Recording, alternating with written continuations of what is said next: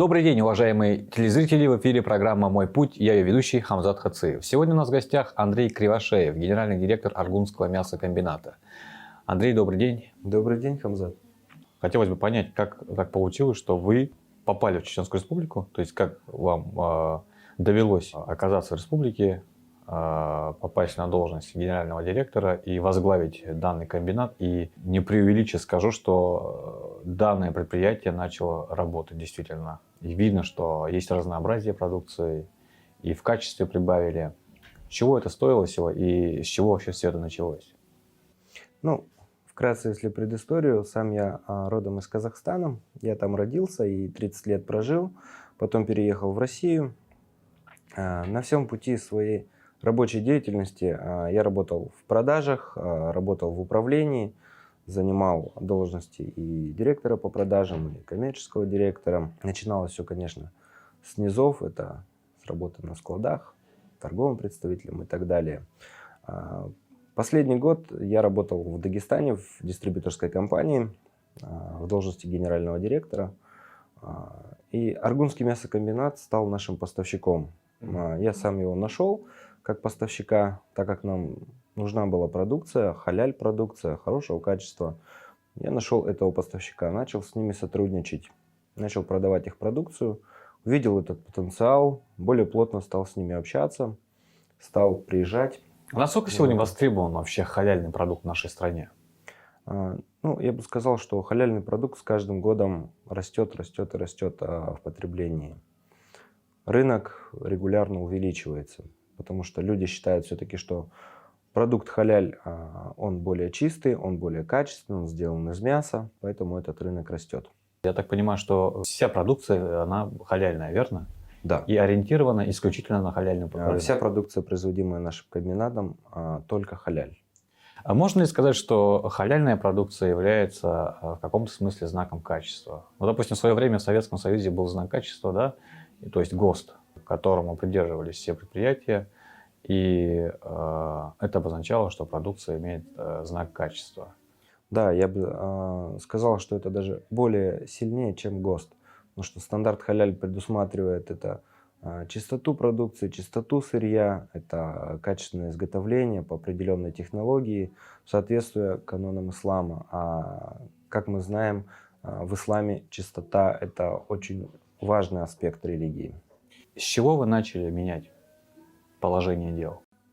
Ну, в первую очередь я провел анализ на предприятии, просмотрел, как работает комбинат, какие есть нюансы в его работе, и далее уже стал устанавливать именно систему управления. Все-таки я считаю, что в первую очередь нужно установить систему управления, которая будет править балом, так сказать. Да? В процессе построения этой системы подключались все новые и новые задачи. Это и продажи, и производственное участие, и отделы качества, и так далее, и так далее. Да, каждый отдел потихоньку. Сейчас, конечно, работы намного больше прибавилось, потому что мы выстраиваем свою политику более правильно, более эффективно. Ну, это дает свои плоды. Сколько сегодня примерно точек реализации вашей продукции в нашей стране, в целом на Северном Кавказе? На сегодняшний день по республике мы обслуживаем 1500 торговых точек. Ну а если взять весь обхват, это, наверное, более 3000 торговых точек. Ежемесячный объем продукции в килограммах? Ну, в нашей среде более принято мерить продукцию годами. Ага. Да, поэтому могу сказать, что в год мы производим более 450 тонн продукции. В год? В год. Ага. Вот по сравнению с другими предприятиями, да, того же направления, той же, то есть халяльной продукции, есть ли какие-то значительные отличия? Либо вы все-таки подстраиваетесь под общий рынок халяльной продукции? Нет, мы строим свою политику и делаем свою продукцию уникально по нашей особенной технологии. Мы отличаемся от других предприятий тем, что у нас своя технология использования определенного вида мяса, определенного вида компонентов, которые делают эту продукцию именно такой вкусной и такой качественной. Вот если говорить об уровнях продажи, на какой примерно процент продажи поднялись с вашего появления в данном предприятии? Ну, мы провели небольшую аналитику буквально недавно и выявили, что продажи поднялись порядка 48%. То есть можно сказать, что те мероприятия и усилия, которые вы приложили к совершенствованию предприятия, они помогли, да, они пошли на пользу Да, предприятию. определенно. Как много зависит от компетентности персонала вообще в целом предприятия? Я бы сказал, что это очень важно в любом предприятии, да, и в нашем в том числе. Чем компетентнее сотрудники, тем быстрее строится работа. Ну, как говорится в бизнесе, процветание любой организации зависит от скорости движения ее частиц. То есть я так понимаю, что главным ресурсом для вас является время. Конечно, ну, от времени строится оборот. Да, то, что мы можем продать там, за сутки, или то, что мы можем продать, допустим, за неделю. Если мы делаем оборот там, в количестве, грубо говоря, 10 тонн за сутки и в количестве 10 тонн за неделю, это разные продажи, это разные объемы. А из скольки сегодня видов продукции состоит в целом линейка вашего производства? Ну, на сегодняшний день наша продукция состоит из 68 наименований. Это варено-копченые колбасы, это полукопченые колбасы, это деликатесы из мяса птицы, это вареные колбасы, также сосиски и сардельки. А есть какие-то особенности в производстве, которые являются именно характерны вашему предприятию?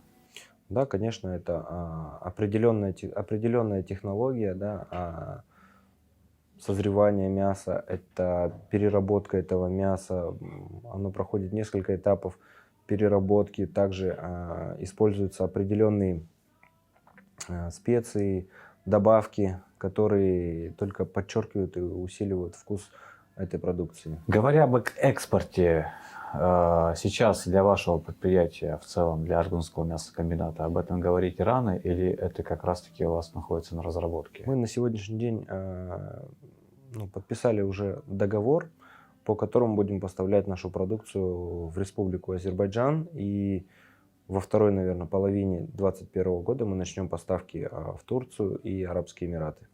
А с чего состоит успех вот в этом направлении? Это успешная маркетинговая политика, либо это, опять же, правильный, нужный менеджер в определенном месте? Я бы сказал, это симбиоз и правильной работы менеджмента и маркетинга. Мы проводим как маркетинговую политику, так и направляем наших менеджеров на контакты с потенциальными клиентами, которых находят, мы проводим переговоры и достигаем соглашений. Вот опять же, давайте, наверное, вернемся с вами к началу нашего интервью. Да? Вот самый такой момент. Многие деятели из сельскохозяйственной сферы, они очень бережно и аккуратно обходятся со скотом, ну, в принципе, с сырьем, да, будущим. Чистое место, чистая, так сказать, пища. То есть, и вот эти несколько факторов, они во многом влияет на само качество продукции. Насколько для вашего предприятия важно именно содержание скота? Конечно, это очень важный вопрос, потому что от того, как содержится скотина, от того, как ее кормят и чем ее кормят, зависит и жирность мяса, и качество этого мяса. Да? Поэтому мы, покупая скот, у нас есть на территории собственная бойня, где мы забиваем скот. Живой у нас он содержится. Иногда мы покупаем готовое мясо, иногда у нас содержится живой скот, который мы забиваем. И тут важно подойти к вопросу питания. Если использовать определенные корма, то скотина только набирает вес, только делает мясо лучше. Говоря о ориентированности, да, продукции, опять же, предприятия, компании, на какой контингент ориентирован ваш продукт? Да, у нас есть, конечно, определенная целевая аудитория, на которую мы ориентируемся. Это продукция вообще выше среднего, но тем не менее мы знаем, что наша продукция полюбилась уже всем слоям населения, и все ее покупают с удовольствием. Несмотря на наш ориентир выше среднего, сейчас мы видим тенденцию того, что мы можем продавать любому слою населения нашу продукцию, и она любима, востребована и только увеличивается в объемах продаж. Вот будучи генеральным директором, да, то есть, так сказать, капитаном на корабле, что вы никогда не допустите в своем коллективе и что вы в первую очередь приветствуете? Ну, в коллективе я, конечно, приветствую это инициативу, это рвение к труду, это идеи, новые какие-то разработки. Есть единственное правило. Я не хочу работать с людьми, которые хотят мало зарабатывать, которые не хотят развиваться, которые не хотят двигаться вперед. К большой радости на нашем комбинате таких людей нет. То есть это помогает вам налаживать работу и ставить ее, то есть каждый раз ставить новую планку, да, то есть и в финансовом смысле, и в смысле рекламы, и в целом бренда самого предприятия. Конечно, ну, на сегодняшний день я могу сказать, что на комбинате работают высококлассные специалисты, есть люди, которые учатся, да, они сейчас в разряде учеников, и весь коллектив, который работает у нас, он инициативный, они готовы развиваться, готовы двигаться, они никогда не оставят в трудную минуту. Мы все как одно единое целое, двигаемся к общему результату. Ну и, наверное, к завершению нашей программы. Есть ли в будущем какие-либо проекты, которые вы могли бы как наиболее потенциальные, которые могли бы вывести на еще более новый уровень ваше предприятие? Да, конечно, есть. В будущем году мы планируем открыть направление по изготовлению тушенки, по изготовлению мясных консервов, как из птицы, так и из мяса. Мы уже рассматриваем оборудование под это, сырье, рассматриваем технологии. И в будущем году, да, в Муклах, мы запустим эту продукцию и порадуем уже жителей как республики, так и Российской Федерации качественной тушенкой. Андрей ДРСЛ, большое спасибо вам за то, что вы нашли сегодня время прийти к нам в гости на запись программы «Мой путь». Я напоминаю, это была программа «Мой путь» с Хамзатом Хациевым. У нас в гостях был генеральный директор Аргунского мясокомбината Андрей Кривошеев. ДРСЛ, успехов вам, удачи!